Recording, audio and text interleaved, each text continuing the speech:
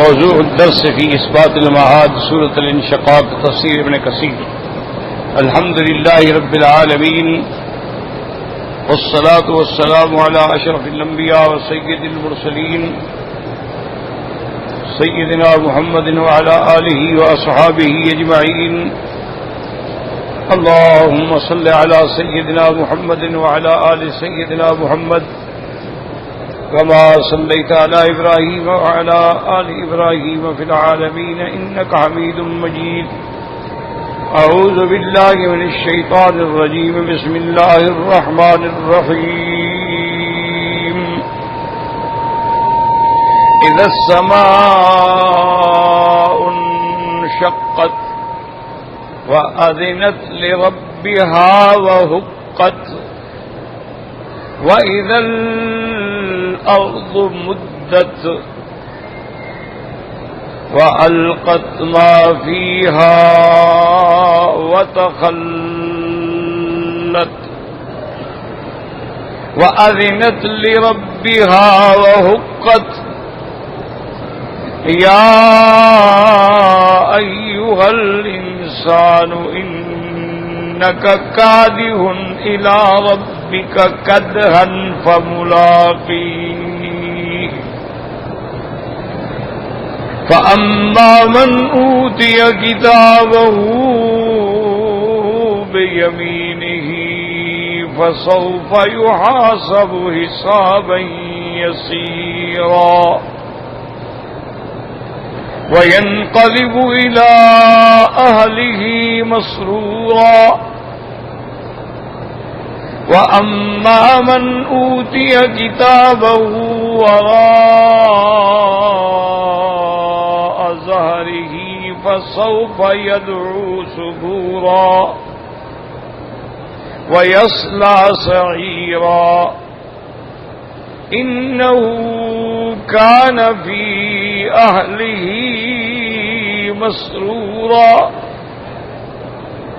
إنه ظن أن لن يهورا. بلى إن ربه كان به بصيرا. سورۃ الانشقاق جو ہے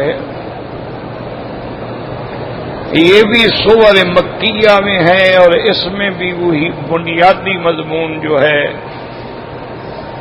مسئلہ قیامت اور احوال قیامت اور اس بات جزا کے بارے میں ذکر ہے. جیسا الحمدللہ میں نے متعدد بار عرض کیا ہے کہ بنیادی اصول جو ہیں مسائل جو ہیں وہ تین ہیں، یاد رکھ لو ہمیں. اور وہ حضرت نوح علیہ السلام سے لے کر میرے آقا صلی اللہ علیہ وسلم تک ان میں کوئی فرق نہیں. تمام انبیاء کے نزدیک اصول دین ایک ہے اور وہ اصول ثلاثہ کہلاتے ہیں، یعنی تین اصول ہیں بنیادی. ان میں سب سے پہلا مسئلہ جو ہے وہ مسئلہ توحید ہے. جب مسئلہ توحید ہے تو توحید کی ساری اقسام اس میں آ جائیں گی. توحید الوہیت ہے، توحید ربوبیت ہے، توحید فی الاسماء و صفات ہے. اور جب توحید کا اس بات ہوگا تو شرک کا رد خود بخود ہو جائے گا. تو سب سے پہلا مسئلہ توحید ہے. اگر انسان توحید کے بارے میں صحیح عقیدہ نہیں رکھتا ہے تو نجات نہیں ہوگی. بنیاد ہی ان تین مسئلوں پہ. اور دوسرا مسئلہ ہے نبوت و رسالت، کہ اگر آدمی موحد ہے لیکن انبیاء پر ایمان نہیں تو وہ بھی کافر ہے. اور ایمان بھی یہ ہو کہ تمام انبیاء برحق ہیں. لا نفرق بین احد منہم، یہ نہیں کہ ہم ایک کو مانیں اور دوسرے کو نہ مانیں. جیسے یہودی ہیں، موسیٰ علیہ السلام کو مانتے ہیں، عیسیٰ علیہ السلام کا انکار کرتے ہیں. عیسائی ہیں، نصرانی ہیں، عیسیٰ علیہ السلام کو مانتے ہیں، موسیٰ علیہ السلام کا انکار کرتے ہیں. دونوں یہود اور نصارہ میرے مدنی پاک کا انکار کرتے ہیں تو یہ کفر ہے. ایمان یہ ہے کہ جتنا اللہ نے نبی بھیجے ہیں، پیغمبر بھیجے ہیں، اور ان کا عدد اللہ جانتا ہے. یہ جو مشہور ہے نا 1,24,000، یہ کسی صحیح حدیث میں نہیں ہے. یہ روایات اسرائیلیہ ہیں، سب کا کتابوں میں روایات آئی. البتہ یہ بات صحیح ہے کہ 300 رسول ہیں اور باقی سب نبی ہیں، اور ان 300 رسولوں میں 5 اولو العزم من الرسل ہیں، اور تمام رسولوں اور انبیاء کے سردار اور امام حضرت محمد مصطفیٰ ہیں. تو یہ عقیدہ ضروری ہے. اگر نبوت میں ایمان نہیں تو پھر بھی نجات نہیں ہوتی. اسی طرح تیسرا مسئلہ جو ہے وہ سب سے اہم مسائل میں وہ ہے قیامت. اگر کوئی آدمی اللہ کو بھی مانتا ہے، حضور پاک کو بھی مانتا ہے، لیکن قیامت کو نہیں مانتا تو وہ بھی کافر ہے. کیونکہ قیامت کا انکار جو ہے نا، دراصل وہ انبیاء کا بھی انکار ہے اور خدا کا بھی انکار ہے. قیامت کی خبر دینے والے کون ہیں؟ انبیاء ہیں. انبیاء کو خبر دینے والے کون ہیں؟ ملائکہ ہیں. ملائکہ کو حکم دینے والے کون ہیں؟ اللہ تعالی ہیں. جب انکار کیا سب کا انکار ہو گیا. اور قیامت کا بھی بالکل تفصیل سے ایمان ہو کہ ہم نے مرنا ہے، اور مرنے کے بعد عالم برزخ میں سوال و جواب ہے، عذاب و ثواب ہے. اور پھر ہم نے جب اللہ چاہیں گے، اللہ کو علم ہے اور کسی کو علم نہیں ہے کہ قیامت کب ہوگی. اللہ نے کسی نبی، کسی پیغمبر، کسی ملک، کسی فرشتے، کسی ولی کو یہ علم نہیں دیا کہ قیامت کب ہوگی. ان اللہ عندہ علم الساعۃ یسألونک عن الساعۃ قل انما علمها عند اللہ. اللہ کے سوا کسی کو علم نہیں. خمس لا يعلمهن الا اللہ، حضور نے فرمایا ان کا علم اللہ کے سوا کسی کو نہیں. قیامت برحق ہے، نشانیاں موجود ہیں، لیکن کب ہوگی یہ اللہ جانتا. تو ایمان ہو کہ قیامت بھی برحق ہے، عالم برزخ میں عذاب قبر بھی برحق ہے، قبروں سے اٹھنا بھی برحق ہے، اس کے بعد میدان محشر میں جمع ہونا بھی برحق ہے، اعمال کا میزان بھی برحق ہے، پل صراط سے گزرنا بھی برحق ہے، نامہ اعمال کا ملنا بھی برحق ہے.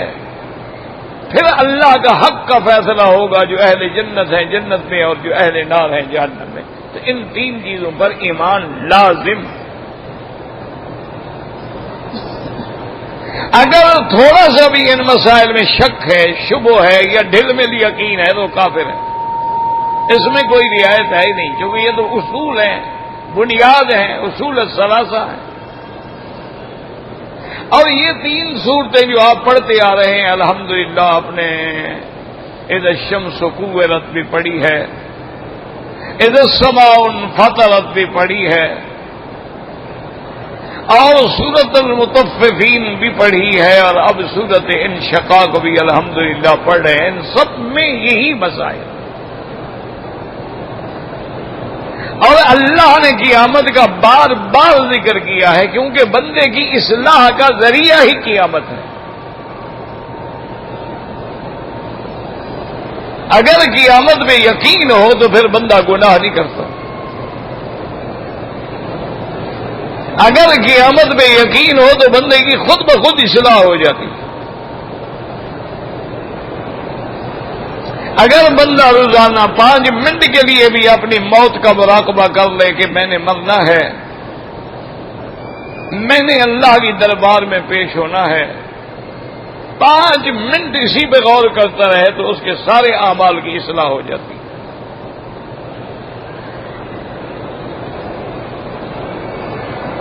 اور اب جو ہم سورت پڑھ رہے ہیں یہ بھی سورت مکیہ ہے، کیونکہ جتنے بنیادی مسائل ہیں وہ سارے مکے میں آئے ہیں. میرے مدنی پاک کی نبوت کے بعد 13 سال زندگی ہے مکے میں، اور 13 سال میں صرف یہی مسائل تھے: توحید، نبوت، قیامت۔ باقی تمام مسائل جو ہیں وہ ہجرت کے بعد ہے مدینہ منورہ میں۔ احکام صلاۃ ہیں، احکام زکوٰۃ ہیں، احکام جہاد ہیں، احکام غنیمت ہیں، احکام اموال فے ہیں، حدود ہیں، قصاص ہیں، وہ سارے مسائل مدینہ منورہ میں اترے۔ اس لیے اللہ تبارک و تعالیٰ فرماتے ہیں اذا السماء انشقت، جیسے دوسرے مقام پہ اللہ نے فرمایا اذا السماء انفطرت، اور کسی جگہ فرمایا یوم تمور السماء مورا، اور کسی جگہ فرمایا یوم تشقق السماء بالغمام۔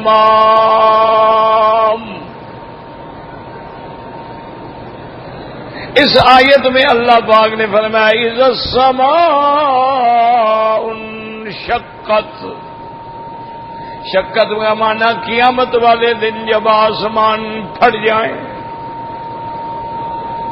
وَأَذِنَتْ لِرَبِّهَا وَحُقَّتْ، اور انہوں نے اپنے رب کا حکم سن لیا اور سننا چاہیے تھا۔ اب اس میں ایک مسئلہ اور بھی سمجھ لیں کہ احکام جو ہیں یاد رکھو وہ 2 قسم کے ہوتے ہیں۔ بعض احکام ہوتے ہیں تشریعی، سمجھے دماغ میں بٹھائیں، کچھ مسئلے خدا کے لیے اللہ حرم میں لے آیا ہے، اللہ نے عمرہ نصیب فرما دیا ہے، تو کچھ دین سیکھو، مسائل سیکھو۔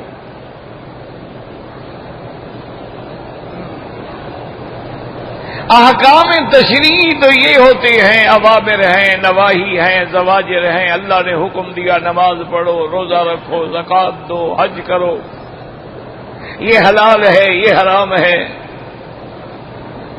یہ سارے تشریعی احکام۔ اور تشریعی احکام یاد رکھو صرف 2 قسم کی مخلوق کے لیے ہیں، انسانوں کے لیے اور جنوں کے لیے، یہ صرف یہ 2 مکلف ہیں۔ کیونکہ فرشتے جو ہیں وہ تو ویسے معصوم ہیں، ان کا تو وظیفہ ہی تسبیح، تحمید اور تقدیس ہے، ان کے لیے تو کوئی اعمال نہیں۔ فرشتوں پر تو اللہ نے نماز فرض نہیں کی، فرشتوں پر تو کوئی زکوٰۃ نہیں، یعنی وہ تو اس میں شامل ہی نہیں ہے۔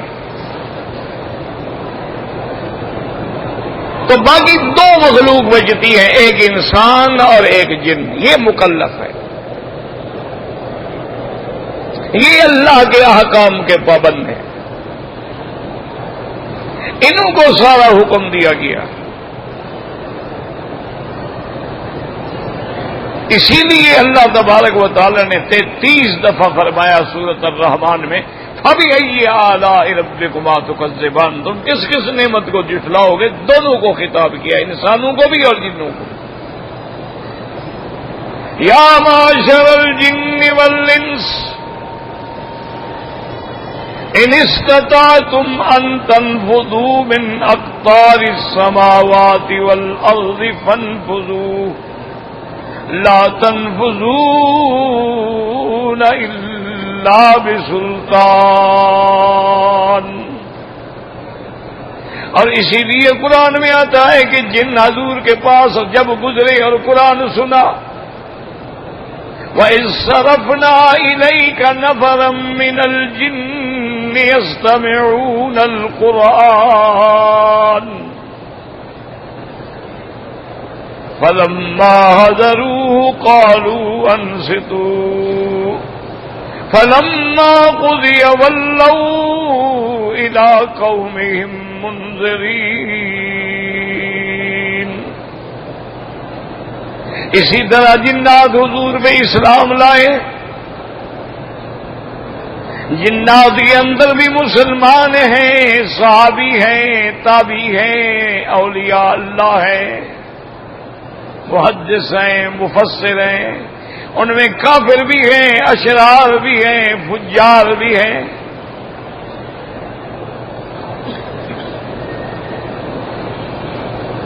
اسی لیے سورت کے اندر بڑی تفصیل ہے کہ فمن اسلم فاولئک تحروا رشدا واما القاسطون فكانوا لجہنم حطبا۔ اب فرق صرف اتنا ہے کہ جن ہمیں نظر نہیں آتے اللہ نے ہم سے اوجھل رکھے ہیں،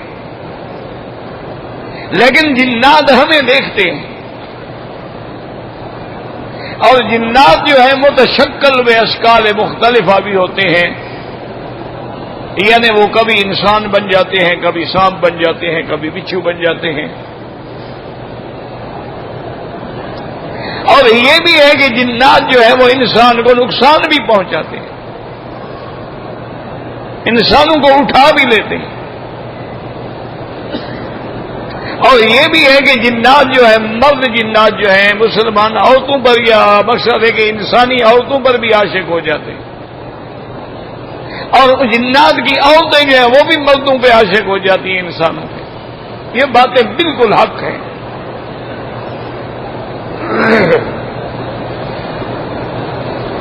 اور اس کا علاج یاد رکھو یہی ہے کہ ہر نماز کے بعد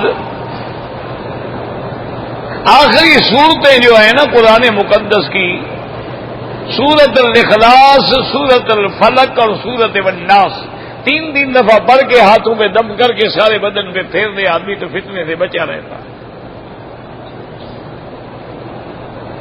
اور جس گھر کے اندر سورت بقرہ کی تلاوت کی جائے وہاں سے بھی شیاطین بھاگ جاتے ہیں۔ اگر کسی انسان پہ، مرد پہ یا عورت پہ اثر ہے، سورت بقرہ پڑھو، اس کو سناؤ، سورت بقرہ تلاوت کر کے پانی پہ دم کرو، اس سے اس کو غسل کراؤ، گھر میں چھڑکو۔ اور خود نہیں پڑھ سکتے ہو تو کیسٹ پہ لگا کے ہر کمرے میں سارا دن ساری رات سورت البقرہ چلتی رہے۔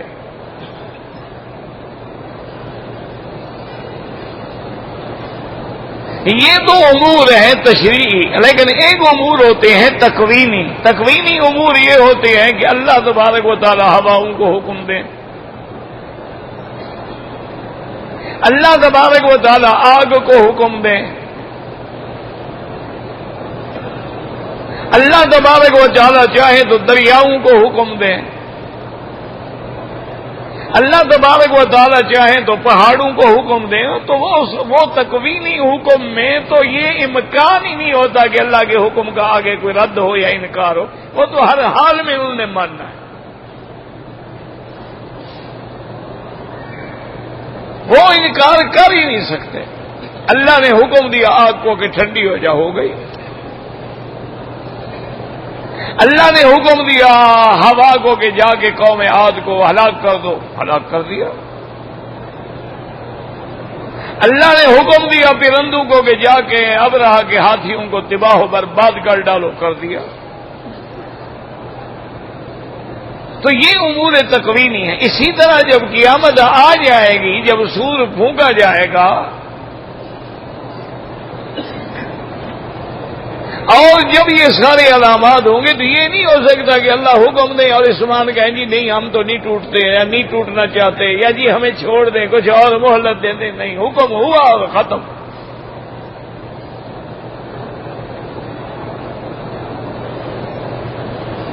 وہاں انکار کا تو کوئی تصور ہی نہیں ہے، وہ حکام، وہ امور تکوینیہ ہوتے ہیں۔ اسی میں یہ ہے کہ اذا السماء انشقت وَأَذِنَتْ لِرَبِّهَا وَحُقَّتْ۔ یاد رکھو آذنت مانا سمعت، اس نے اپنے رب کا حکم سن لیا اور اطاعت کی۔ آذنت کا اصل مادہ تو وہی اذن ہے نا، کان سے سننا۔ اللہ نے فرمایا کہ جب ہم نے زمین کو حکم، آسمانوں کو حکم دیا پھٹ جاؤ، تو بس پھٹ گئے۔ وَإِذَا الْأَرْضُ مُدَّتْ، اور زمین جو ہے ہم نے حکم دیا کہ اس کو پھیلاؤ۔ مدت کے دو معنی ہیں، یاد رکھو۔ ایک معنی تو یہ ہے کہ حضرت ابن عباس رضی اللہ تعالیٰ عنہ فرماتے ہیں کہ یمدو کا مد العدیم ہے کہ جیسے آپ نے دیکھا نا چمڑے کو کھینچتے ہیں اور کمڑے کو لکڑی سے اور مارتے ہیں بڑھاتے ہیں، اسی طرح زمین جو ہے اس کو بھی ایسے کھینچا جائے گا اور اس کے بھی سارے کسب نکل جائیں گے، کچھ نہیں رہے گا، بالکل سیدھی ہو جائے گی۔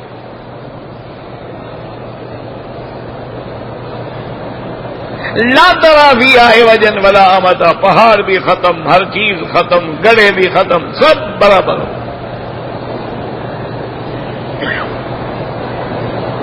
اور بعض علماء مفسرین نے یہ بھی فرمایا کہ اذا الارض مدت مدہ امدہ، انہوں نے فرمایا کہ قیامت میں اللہ اس زمین کو اور وسعت دیں گے اور بڑھا دیں گے، کیونکہ اولین و آخرین ساری مخلوق کو جو اللہ نے کھڑا کرنا ہے اسی زمین پہ، تو اس لیے اس زمین میں اور اضافہ کیا جائے گا۔ اور پھر یہ بھی یاد رکھیں کہ یہ بھی ایک مقام ہے کہ آسمان پھٹ گئے، زمین کو جو ہے بچھایا گیا، پھیلایا گیا، اور پھر ایک گھڑی وہ آ جائے گی جب سب کچھ اللہ بدل دیں گے۔ یوم تبدل الارض غیر الارض، پھر یہ زمین نہیں رہے گی، والسماوات، پھر یہ آسمان بھی نہیں ہوں گے، آسمان بھی نئے، زمین بھی نئی۔ اس لیے میرے مدنی سرکار نے رحمت دو عالم نے صلی اللہ علیہ وسلم نے فرمایا کہ قیامت والے دن جو زمین ہوگی، آپ نے فرمایا ارض نقیۃ بیضاء، صاف چٹیل زمین ہوگی جس پہ کبھی گناہ نہیں ہوا، اس زمین پہ مخلوق کھڑی ہوگی اور اللہ فیصلہ فرمائیں گے۔ وہ ایسی زمین ہی الگ ہوگی، اور اللہ تبارک و تعالیٰ اپنے بندوں کے درمیان میں فیصلہ بھی فرمائیں گے اور ساری مخلوق بھی اللہ کے دربار میں حاضر ہوگی۔ اسی لیے آپ پڑھ چکے الا یظن اولئک انہم مبعوثون لیوم عظیم یوم یقوم الناس لرب العالمین۔ اللہ نے فرمایا کیا یہ گمان نہیں کرتے اس بڑے دن کو جس دن انہوں نے خدا کے دربار میں پیش ہونا ہے اور اللہ تبارک و تعالی فیصلے کے لیے تشریف لائیں گے۔ قرآن پاک میں وَأَشْرَقَتِ الْأَرْضُ بِنُورِ رَبِّهَا وَوُضِعَ الْكِتَابُ وَجِيءَ بِالنَّبِيِّينَ وَالشُّهَدَاءِ وَقُضِيَ بَيْنَهُم بِالْحَقِّ وَهُمْ لَا يُظْلَمُونَ۔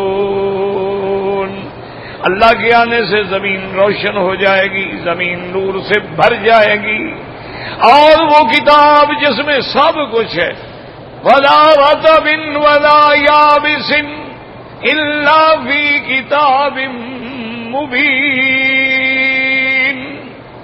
اور وہ کتاب بھی آ جائے گی اور تمام انبیاء بھی آ جائیں گے، ہر نبی اپنی امت کے ساتھ اللہ کے دربار میں کھڑے ہوں گے، اور اللہ تبارک و تعالیٰ پھر گواہی بھی دیں گے۔ تمام انبیاء اپنی امت پہ گواہی بھی دیں گے، فَكَيْفَ إِذَا جِئْنَا مِنْ كُلِّ أُمَّةٍ بِشَهِيدٍ وَجِئْنَا بِكَ عَلَىٰ هَٰؤُلَاءِ شَهِيدًا۔ اللہ نے فرمایا میرا مدنی اس وقت پہ غور کرو، کیا کیفیت ہوگی، کیا عالم ہوگا، جیسے ہر نبی اپنی امت پہ گواہی دیں گے اور سارے انبیاء پہ پھر میرا مدنی آپ گواہی دیں گے۔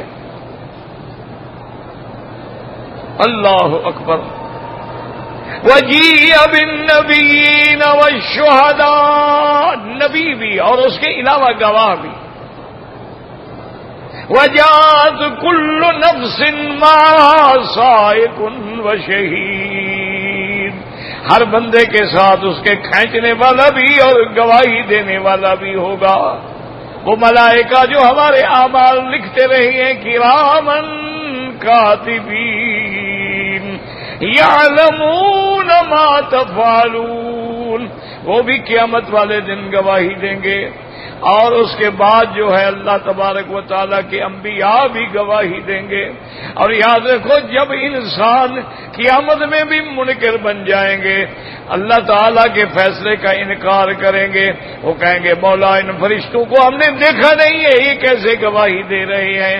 اللہ حکم دیں گے الیوم نختم علی افواہہم وتکلمنا ایدیہم وتشہد ارجلہم بما كانوا يكسبون۔ اللہ حکم دیں گے ملائکہ اس کے منہ پہ مہر لگا دو، اور اللہ اس انسان کے بدن کو حکم دیں گے، ہاتھوں کو حکم دیں گے، ٹانگوں کو حکم دیں گے، رانوں کو حکم دیں گے۔ اللہ حکم دیں گے کہ بولو تم نے کیا کیا گناہ کیا ہے۔ سارے اعضاء گواہی دیں گے، چمڑا گواہی دے گا، حتیٰ کہ قرآن میں آتا ہے وَقَالُوا لِجُلُودِهِمْ، جب زبان سے پردہ ہٹایا جائے گا تو اپنے بدن کو کہیں گے وہ کافر، لِمَ شَهِدتُمْ عَلَيْنَا، آج تم بھی ہمارے خلاف گواہ بن گئے، کم سے کم تم تو گواہی نہ دیتے۔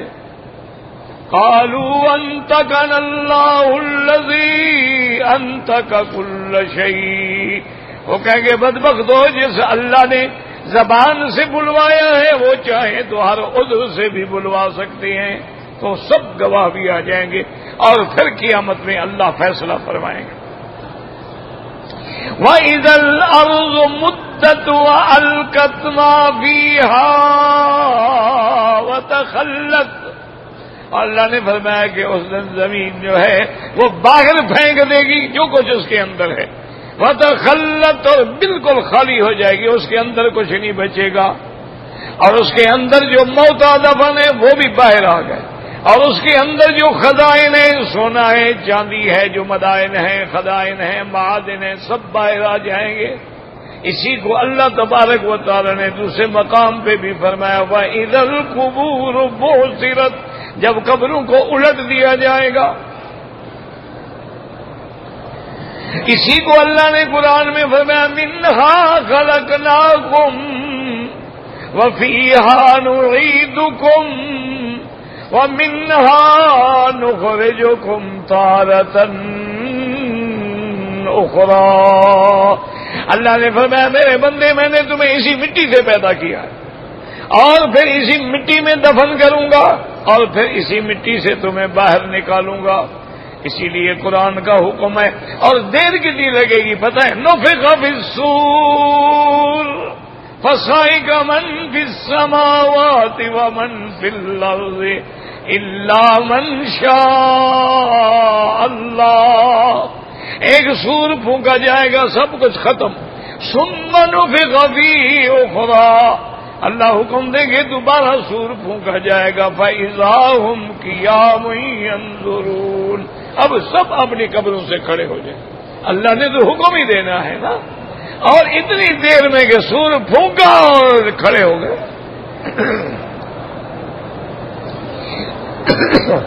اسی لیے اللہ فرماتے ہیں وَأَلْقَتْ مَا فِيهَا وَتَخَلَّتْ، اور زمین کے اندر جو کچھ ہے وہ باہر پھینکے گی، وَأَذِنَتْ لِرَبِّهَا وَحُقَّتْ، زمین نے بھی اللہ کا حکم سنا، تعمیل کی، اور اس کو تعمیل کرنی بھی چاہیے تھی۔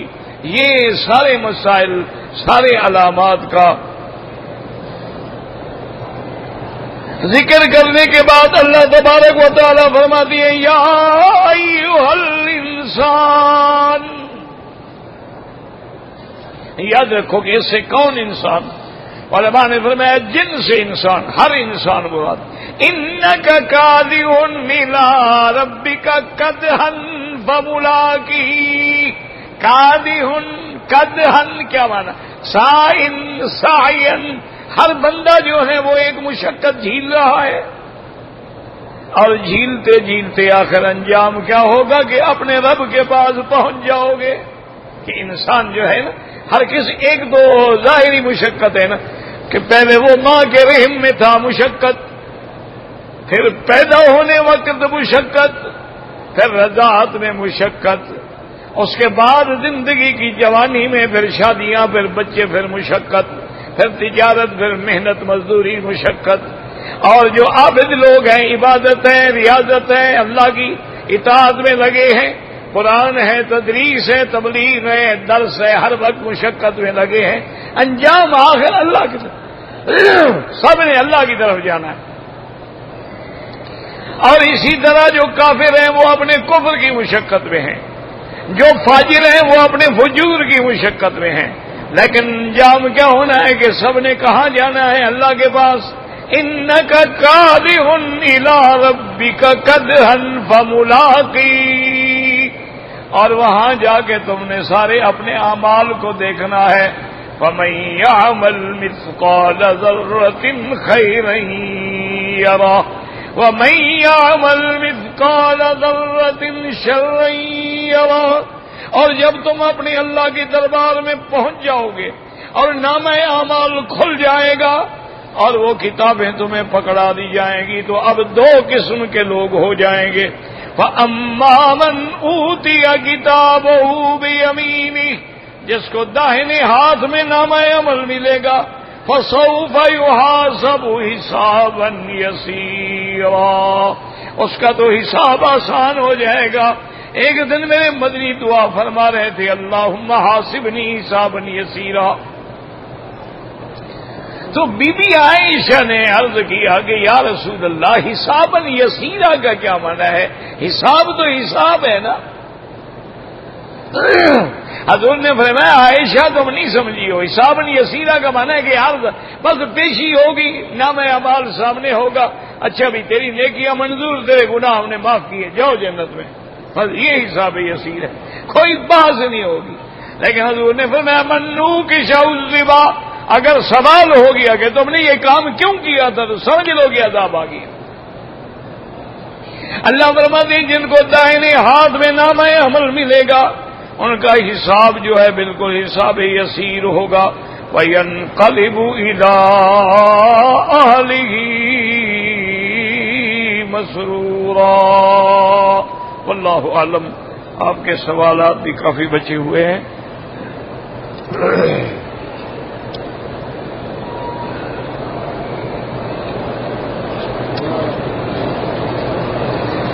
عمرے میں آئے ہیں، عمرہ کیا، عصر مغرب کے درمیان میں طواف صفا مروہ دوڑا، سر منڈا لیا، مغرب کے بعد حرم کے حدود میں کسی دوسری مسجد میں جا کر میں نے 2 رکعت واجب پڑھی، کوئی حرج نہیں. وہ تو حدود حرم کے باہر بھی جا کے پڑھو تو جائز ہے، کوئی مسئلہ نہیں، بالکل آپ کا عمرہ ٹھیک ہے.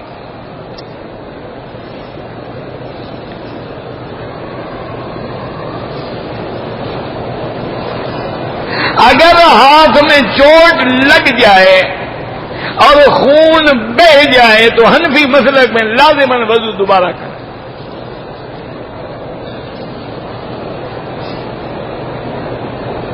اگر دعائے قنوت نہیں آتی ہے اور تم نے قرآن کی آیت پڑھ لی کوئی حرج نہیں، لیکن یاد کرو، زیادہ نہیں تو اللہم اہدنا فیمن ہدیت تھوڑا سا یاد کر لو.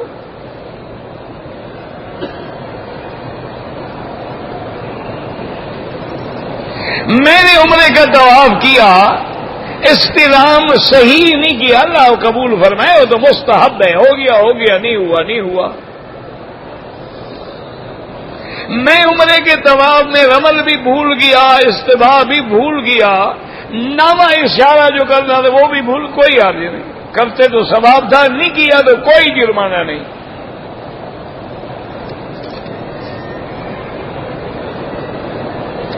اذان کے بعد فرض نماز کا انتظار کریں یا اذان کے بعد سنتیں پڑھو، سنتیں پڑھنے کے بعد فرض ادا کرو. اگر اور کوئی زیادہ ٹائم ہے تو طواف بھی کر سکتے ہو، لیکن سنتیں تو پڑھو نا پہلے.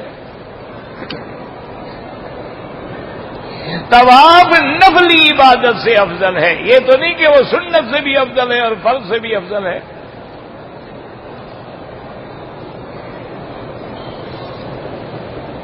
بہرحال جنازے کے لیے جگہ بنی ہے حرم میں، جیسے آپ کے ہاں ہوتی ہے، تو اگر ادھر ادھر دوسری جانب میں لوگ آگے ہیں تو کوئی حرج نہیں.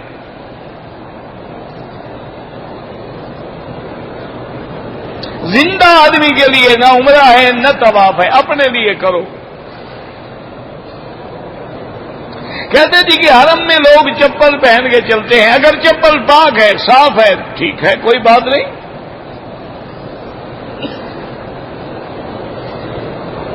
حرم میں جو گلاس ہیں ہم ان کو لے جائیں، بالکل نہ لے جائیں.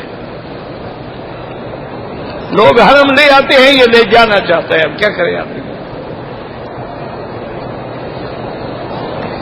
ایک آدمی ہے اس کی پیدائشی داڑھی نہیں ہے، وہ امام بن سکتا ہے؟ بالکل بن سکتا ہے. نماز جنازہ میں ایک طرف سلام پھیرنا بھی جائز ہے. حنفی مسلک میں دونوں طرف سلام پھیرے.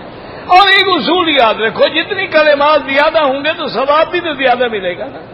ایک نے کہا ربنا لک الحمد، بس. ایک نے کہا نہیں حمدن کثیرن طیبن مبارکن کما یحب ربنا ویرضا، ثواب بڑھ گیا. اصل میں یہ امام احمد ابن حنبل رحمۃ اللہ علیہ حدیث میں ایک سلام بھی ہے اور دو بھی ہیں، لہذا باقی نمازوں میں وہ دو والے پہ عمل کر دیتی ہیں، جنازے میں ایک والی پہ عمل کر دیتی ہیں. امام صاحب فرماتے ہیں جب دو سلاموں کا ثواب زیادہ ہے تو ہم کیوں ثواب اپنا کم کریں.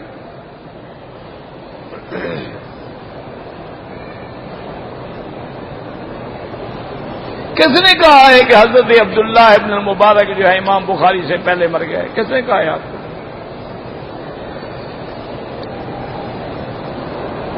اور استاد کا معنی آپ کیا سمجھتے ہیں کہ جس کے پاس بیٹھ کے پڑھا جائے؟ استاد کا معنی یہ بھی ہوتا ہے جس سے روایت لی جائے، جس سے روایت کی جائے، وہ بھی تو استاد ہے نا.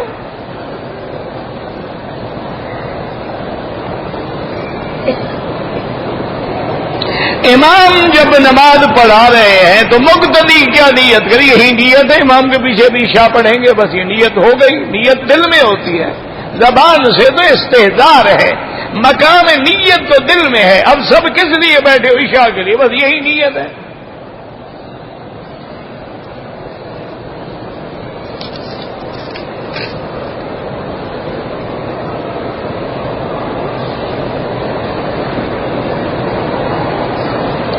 اگر حضرت عیسیٰ زندہ ہیں، اگر ہم یا کہیں تو کوئی حرج کیا کہیں؟ وہ زندہ ہیں، بالکل بیٹھے ہیں آسمانوں پہ. اور علامات قیامت میں ہے کہ عیسیٰ علیہ السلام اتریں گے. لَيَنزِلَنَّ عِيسَىٰ ابْنِ مَرْيَمَ عَلَىٰ مِنَارَةِ شَرْقِيَّةٍ بَيْضَاءَ دَمِشْقَ. حضور نے فرمایا کہ وہ اتریں گے اور دمشق میں اتریں گے.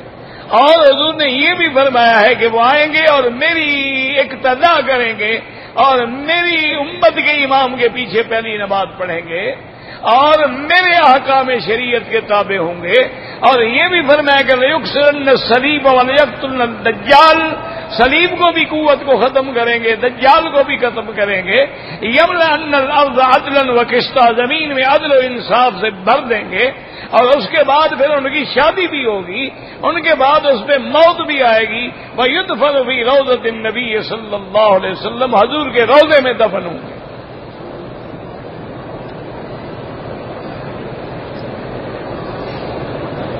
کہتے جی کہ جب کوئی پیدا ہوتا ہے تو خوشی مناتے ہیں، تو اگر حضور کی پیدا ہونے پہ خوشی منائی جائے تو یہ اگر مگر کا دین ہے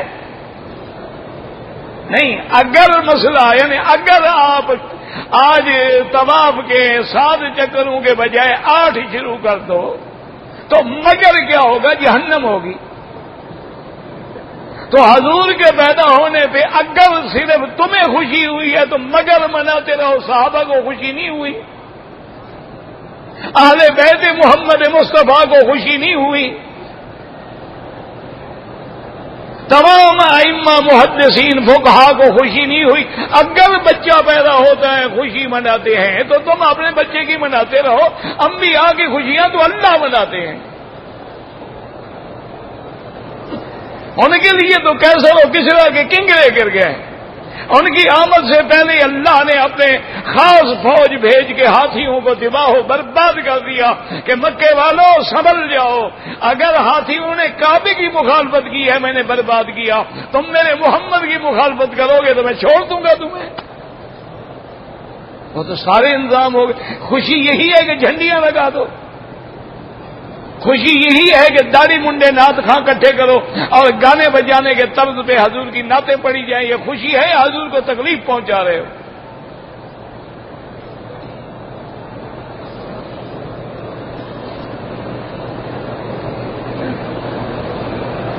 کہتے جی کہ ہمارے یہاں کوئی آدمی مر جاتا ہے تو وہاں شمع جلاتے ہیں، یہ ساری کافروں کی رسمیں ہیں، یہ ساری عیسائیوں کی رسمیں ہیں کہ 2 منٹ کی خاموشی اختیار کرو اور جناب شمع روشن کرو۔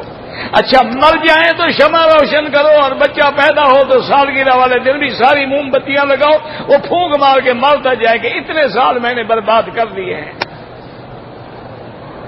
کیا ہے تم نے کافروں کے پیچھے چلنا ہے یا کوئی اسلام ہے؟ اللہ کے نبی نے جب میرا مدنی آ گئے دین مکمل ہو گیا، حضور نے حضرت ابراہیم کی قبر پہ شمع جلائی، حضور نے مینا میں جا کے جہاں ابراہیم علیہ السلام نے اپنے بیٹے کو ذبح کیا شمع جلائی۔ کوئی عقل کرو، یہ کوئی نیا دین ہے جو تم بناتے چلے جاؤ، دین تمہارے گھر کا ہے؟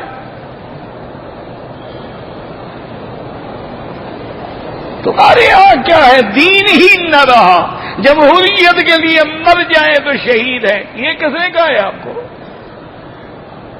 اور نظریہ جمہوریت ہی کافروں کا نظریہ ہے، اس کے لیے مرنے والا شہید کیسے ہو گیا؟ بس مرضی ہے، جو مرضی ہے کر دے، جن کے ساتھ دوستی ہو وہ شہید ہو گئے، جن سے مخالفت ہو وہ مر گئے، مارے گئے۔ یہ تو عقل ہے۔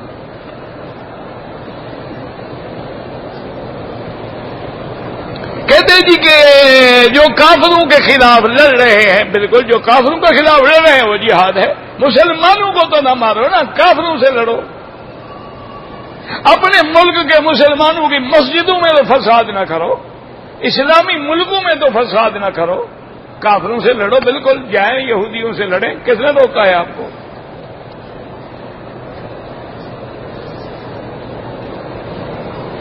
جو لوگ داڑھی منڈاتے ہیں وہ بار بار منڈانے والا گناہ کبیرہ کا مرتکب ہے، وہ فاسق و فاجر ہو جاتا ہے، اس لیے نہ اس کی اذان جائز ہے نہ امامت جائز۔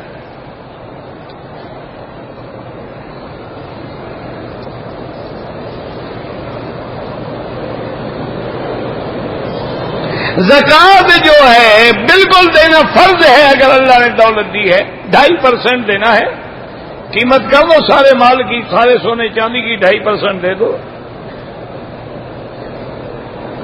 میں نے حالت احرام میں بوسہ دیا کعبہ شریف کا، بس اللہ معاف، کعبے کا بوسہ لینا بھی جائز نہیں، صرف حجر اسود کا۔ دیکھو اب باقی کعبے سے ہمیں دشمنی ہے، نماز تو سارے کعبے کی طرف پڑھتے ہیں نا، لیکن بوسہ وہی دیتے ہیں جہاں حضور نے بوسہ دیا ہے، ہاتھ وہی لگاتے ہیں جہاں حضور نے ہاتھ لگایا ہے، نماز اسی طرح پڑھتے ہیں جہاں حضور نے پڑھی ہے۔ تو جب حضور نے میلاد کے سالگرہ نہیں منائی تو ہم کیسے منائیں؟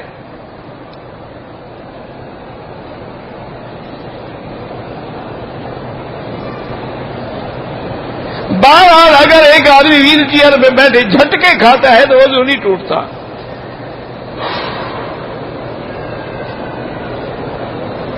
تو امام بخاری نے ان سے روایات لی ہیں، عبداللہ مبارک سے نہیں لی ہیں۔ پہلے یہ فیصلہ کر لو پھر پتہ لگ جائے گا استاد ہیں کہ کیا ہے۔ یہ ضروری نہیں ہوتا کہ آپ نے سبق پڑھا اور سے۔ اب امام مالک نے امام ابو حنیفہ رحمۃ اللہ علیہ کے ہزاروں مسائل سے فائدہ اٹھایا ہے، کوئی شاگرد تو نہیں ہو گئے۔ ویسے آپ کو اگر ہے نا تو ایک بات یہ بھی یاد رکھو کہ عبداللہ مبارک امام ابو حنیفہ کے شاگرد ہیں۔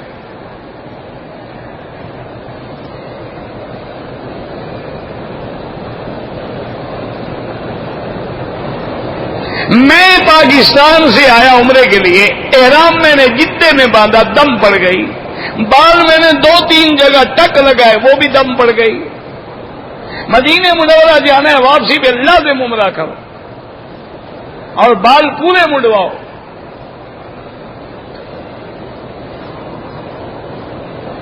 اگر ہم دوسرا عمرہ کرنا چاہیں مسجد عائشہ سے، کوئی منع نہیں۔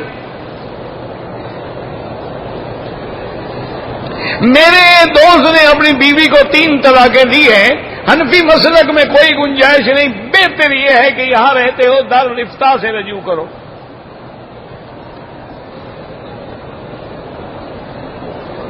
کہتے جی کہ جب نماز ہو جاتی ہے اللہ اکبر کہہ دیتے، اگر اگلی صف میں جگہ خالی ہے اسی حالت میں جا سکتا ہے آگے، اس کی نماز نہیں ٹوٹتی۔ میزاب رحمت کے نیچے کھڑے ہو کے دعا مانگے، دعا قبول ہوگی انشاءاللہ۔ یہاں حضرت اسماعیل عبادت فرماتے تھے،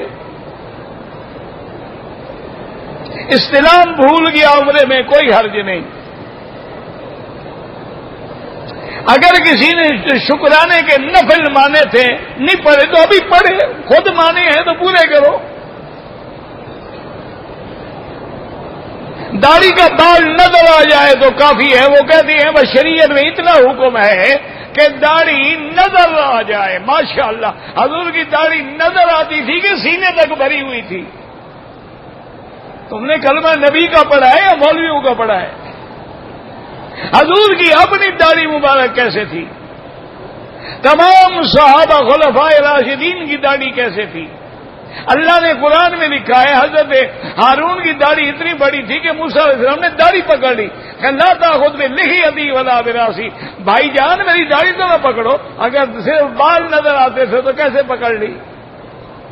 حضور خود فرماتے ہیں کہ میں نے معراج کی رات دیکھا، حضرت ہارون کی داڑھی ان کی ناف سے بھی نیچے تھی۔ تمہیں تکلیف ہے داڑھی سے تو مسئلے بنا کے کافر تو نہ بنو، کہو بس ہم گناہگار ہیں اللہ توفیق دے، توبہ کرو۔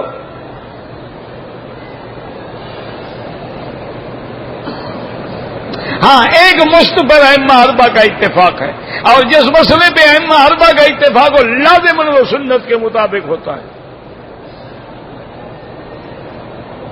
بعض لوگ جو داڑھی کو بالکل ہاتھ ہی لگاتے وہ ظاہر حدیث پہ عمل کرتے ہیں۔ حضور نے فرمایا اوفوا اللحى، داڑھی بڑھاؤ، بس بڑھا رہے، ٹھیک ہے ان کی بھی ایک ہمت ہے، لیکن اتفاق اسی پہ ہے کہ حضور کی داڑھی سینے مبارک تک تھی۔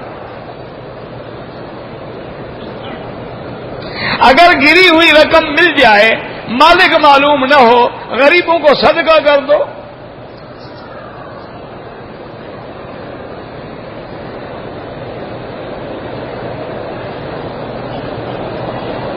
کعبۃ اللہ کے ثواب کا ذکر تو ہے،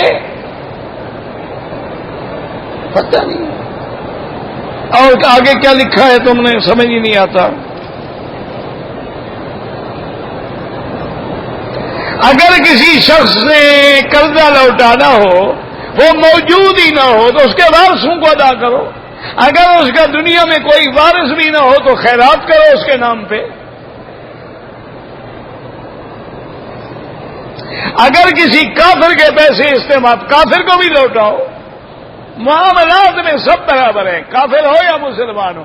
حضور پاک نے یہودیوں سے قرضہ لیا تو واپس کیا۔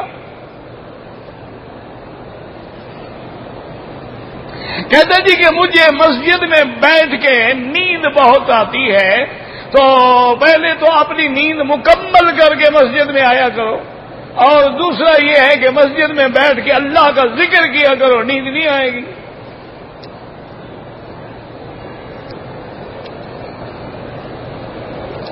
بیت اللہ شریف میں جتنے دن ہم رہیں، نفلی اعمال میں افضل طواف ہے، کیونکہ باقی عمل ساری دنیا میں ہو سکتا ہے، طواف کسی جگہ نہیں ہو سکتا۔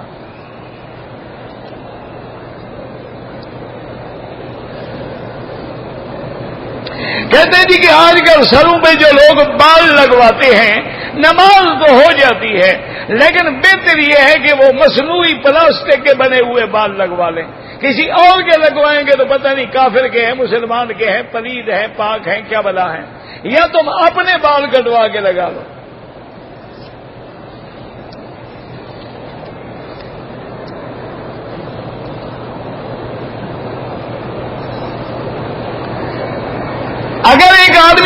ضرورت مند ہے لیکن اس کو کمپنی نے عمرے پہ بھیجا ہے، کوئی حرج نہیں، وہ بھی کر سکتا ہے۔ جو لوگ اللہ کا ذکر کرتے ہیں بالکل ٹھیک ہے، اللہ قرآن میں نہیں ہے، لا الہ الا ہو، اللہ لا الہ الا ہو۔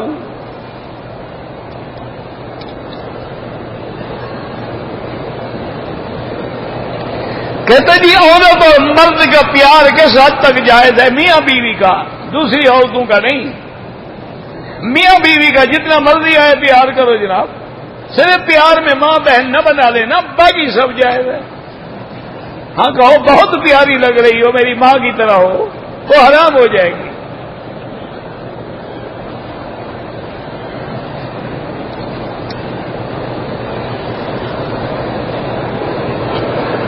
اسلام میں ہر چیز کا حل موجود ہے۔ میں بڑا پریشان ہوں، غریب آدمی ہوں، میرا دل کرتا ہے کہ ماں باپ کو حج کرو، غریب پہ اللہ نے فرض ہی نہیں رکھا، میرا مسئلہ تو حل ہو گیا، کیوں پریشان ہو؟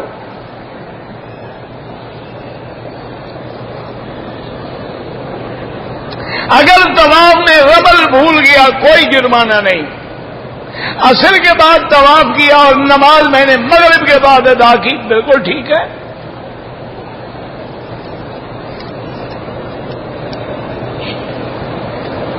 حضور پاک نے ہمیشہ سبز رنگ کی پگڑی نہیں پہنی، سفید پہنی ہے، اور فتح مکہ کے موقع پہ کالے رنگ کی پگڑی پہنی۔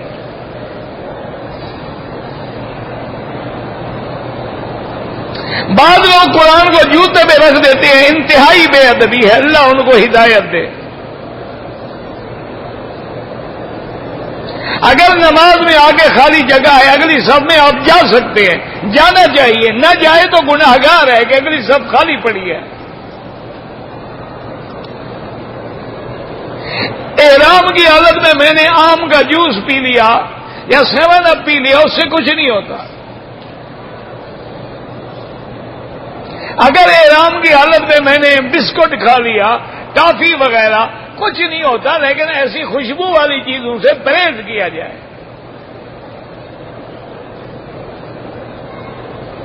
اگر کوئی آدمی دل میں مدینہ منورہ کی زیادہ محبت رکھتا ہے، کوئی بات نہیں، حضور نے خود دعا کی ہے، اللہم حبب الینا المدینہ کما حببت الینا مکہ او اشد منہا، یا اللہ ہمارے دل میں مدینے کی محبت بھی ڈال دے جیسے تو نے مکے کی ڈالی ہے، بلکہ مکے سے بھی زیادہ ڈال دے۔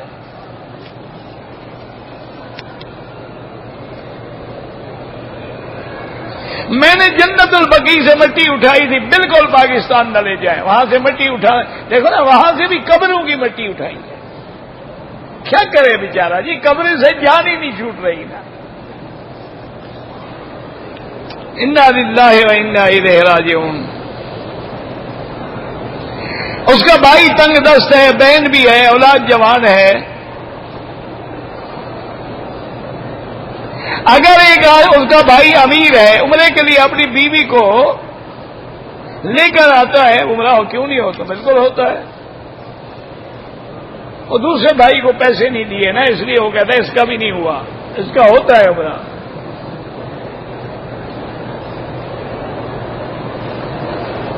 کہتے جی کہ حضرت نوح اور حضرت لوط علیہ السلام کی بیویاں کافرہ تھیں، تو قرآن میں ہے اللہ کے بندے، ضرب اللہ مثل الذین کفروا امرأۃ نوح وامرأۃ لوط، تو اس وقت کافروں سے نکاح جائز تھا۔ بی بی خدیجہ مسلمان تھی جب حضور نے نکاح پڑھا ہے۔ عقل کرو، کہاں کہاں تک چلے جاؤ گے؟ اس وقت یہ جھگڑا ہی نہیں، حضور نے اپنی بیٹیاں بھی کافروں کو دی تھی۔ اس وقت یہ حکم نہیں آیا تھا نا مسئلے کا۔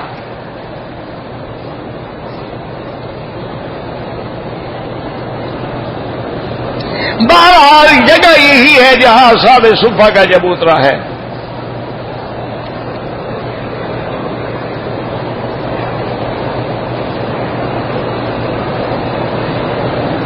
اگر ایک آدمی نے کچھ پیسے ادھار لیے اور چیز خریدی اور کہا کہ 6 مہینے کے اندر ہم آپ کو نفع دیں گے 5 لاکھ روپے یا زیادہ بھی، لیکن نقصان میں بھی شریک ہو گئے، اگر نقصان ہو گیا تو بھرو گے؟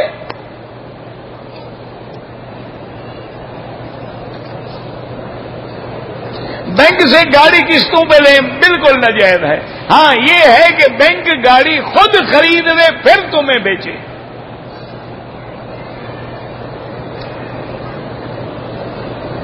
یہ جو 6 ماہ کی ادھار پہ کھاد دیتے ہیں مہنگی، یہ جائز ہے، یہ سود نہیں ہے. وہ تو اس نے بوری کی قیمت بتا دی، نقد میں 1000 ہے، ادھار میں 1500 ہے.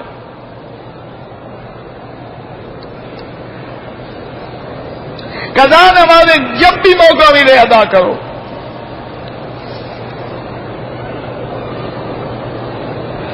اگر طواف کے 2 رکعت ہیں، افضل یہ ہے کہ مغرب کے بعد پڑھو، ورنہ امام احمد بن حنبل رحمۃ اللہ علیہ کے نزدیک عصر کے بعد بھی جائز ہے. زندہ آدمی کو عمرہ نہیں کر سکتے. داڑھی کٹانا گناہ ہے، کبیرہ ہے.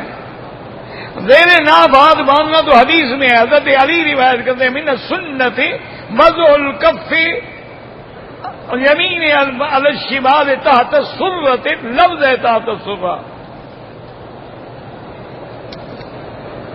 کالی مہندی لگانا جائز نہیں ہے. میں نے طواف کیا عمرے کا، صفا مروہ بھول گیا، حلق کرا لیا تو دم پڑ گئی.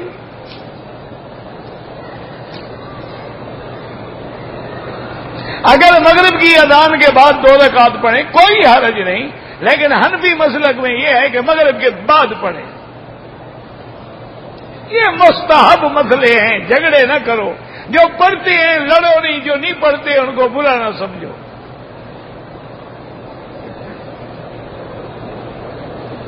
اگر ایک آدمی کے سر پہ بال ہی نہیں ہے، عمرے کے بعد پھر بھی اس طرح پھروانا ہوگا. طواف اور صفا کے درمیان میں گفتگو کرنا جائز ہے، لیکن غیر شرعی بات نہ ہو.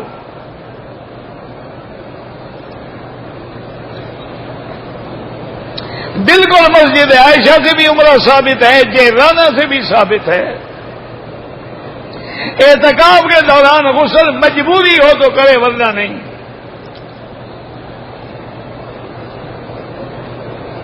قیامت میں فرشتوں سے بھی حساب لیا جائے، ان سے کس بات کا حساب؟ وہ مکلف ہی نہیں ہے تو حساب کس بات کا؟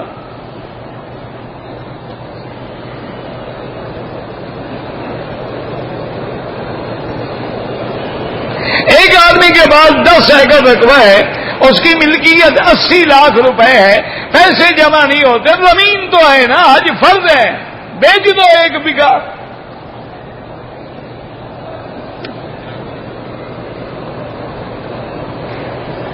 بہرحال ائمہ اربعہ کی تقلید کرنا شرک نہیں ہے. شرک وہ ہے جو باپ دادا جاہلوں کی تقلید کرے قرآن و حدیث کے خلاف.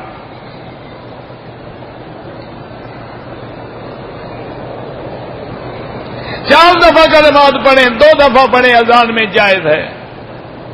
بہرحال حنفی مسلک میں جرابوں پہ مسا نہیں ہوتا. وہ کہتے ہیں چمڑے کا موزہ ہو یا جرابیں اتنی موٹی ہوں کہ ان میں پانی اثر نہ کرے.